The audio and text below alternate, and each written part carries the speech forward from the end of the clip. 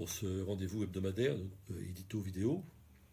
Je vais parler aujourd'hui du sujet que j'ai évoqué dans l'hebdomadaire, c'est-à-dire la commémoration de la rafle du Veldiv, qui est une cérémonie dont certains aspects m'ont vraiment mis en colère, je dois dire, et puis d'autres aspects sont selon moi positifs. Je pense que, pour commencer par le positif, que Macron a eu raison de reprendre les termes du discours de 95 de Chirac, qu'il a eu raison, bien entendu, de reconnaître la responsabilité de la France dans la rafle du Veldiv de juillet 1942, car c'est la France qui a commis cette horreur.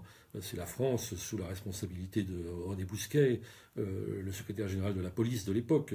Ce sont les policiers, les gendarmes français dans des autobus parisiens qui ont commis ce geste hideux. Et je pense qu'il est important non seulement qu'on le dise, mais qu'on consacre peut-être chaque année, en effet, un moment pour essayer de penser l'impensable, c'est-à-dire de réfléchir, de se questionner sur le pourquoi de cet acte épouvantable, et nous interroger nous-mêmes, en somme, par rapport à ce qu'était la France des années 30, qui était, on le sait, une France qui était pleine de haine antisémite, hormis la belle parenthèse lumineuse du Front populaire, et puis aussi pour désamorcer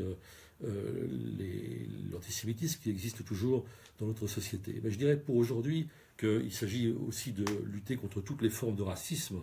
Et si cette manifestation pouvait, en effet, aider à lutter contre toutes les formes de racisme, contre les musulmans, contre les Noirs, contre les Roms et quelques autres encore. Je cite là quelques formes de racisme qui sont parmi les plus actives dans notre société, avec l'antisémitisme, bien entendu. Si c'était utile à cela, ce serait en effet une commémoration indispensable, et pas seulement pour l'acte de mémoire, qui en lui-même suffit d'ailleurs à rendre indispensable cette commémoration. Mais voilà. Et là, j'aborde l'aspect qui m'a mis en colère, je le disais tout à l'heure, parce que Macron a invité Netanyahou. Alors Netanyahou, c'est pas le grand rabbin de France, c'est pas une autorité religieuse, c'est pas le représentant des Juifs, ni de France, ni d'ailleurs, ni même d'Israël. C'est un Premier ministre d'un gouvernement qui pratique un régime proche de l'apartheid en direction des Arabes israéliens et des Arabes palestiniens, des territoires palestiniens, qui est en train d'asphyxier complètement la population de Gaza de façon consciente, délibérée, programmée par le blocus épouvantable, et qui pratique une politique de colonisation qui produit de la haine partout dans le monde arabe et dans tous ceux qui sont, parmi tous ceux qui sont sensibles, disons, à la justice et à l'égalité des peuples, et puis aussi au droit des Palestiniens à leur souveraineté. Donc inviter ce personnage, c'est vraiment aller à l'encontre du but recherché, c'est lui donner une légitimité qu'il n'a pas comme représentant du judaïsme, et c'est en plus, en effet, risquer d'activer plutôt l'antisémitisme plutôt que de le combattre.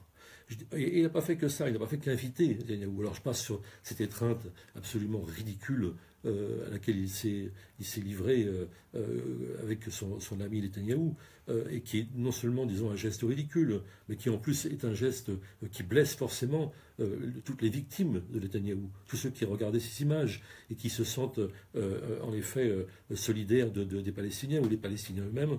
Tout cela ne peuvent pas supporter ce genre de geste. Mais il n'a pas fait que ça, il a emprunté à Netanyahou son discours. Alors le discours sur le fameux amalgame entre antisémitisme et antisionisme, je ne vais pas développer ici, mais l'antisionisme, c'est un anticolonialisme, et donc ça n'a rien à voir. Transformer l'anticolonialisme en racisme, c'était quand même un peu fort. Alors c'est ce qu'a fait Macron, comme le fait quotidiennement ou presque Netanyahou. Et puis c'est aussi affirmer que la France et Israël combattent le terrorisme.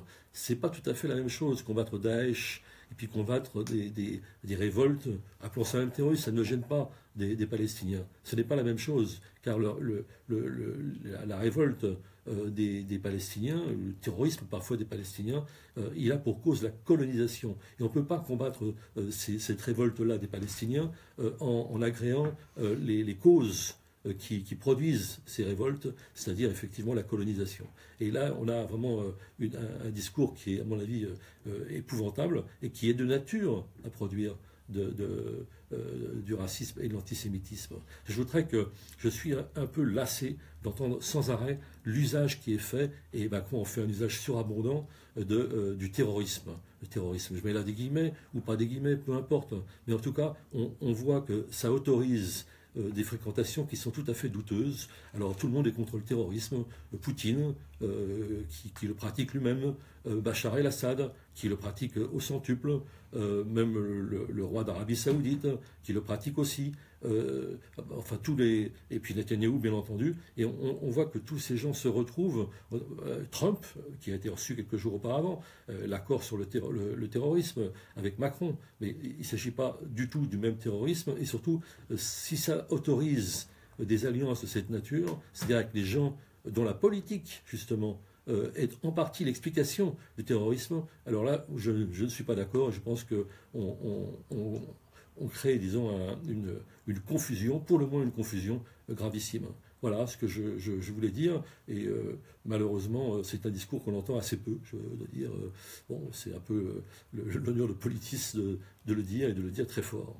Voilà. Alors, cette semaine, nous avons non seulement, évidemment, ce coup de colère par rapport à un aspect de cette cérémonie, et puis nous avons un dossier sur Macron, le président des riches, c'est-à-dire toute la politique fiscale et les exonérations d'impôts, enfin tout ce qui va favoriser plutôt le haut du panier des autres sociétés aux dépens des plus pauvres.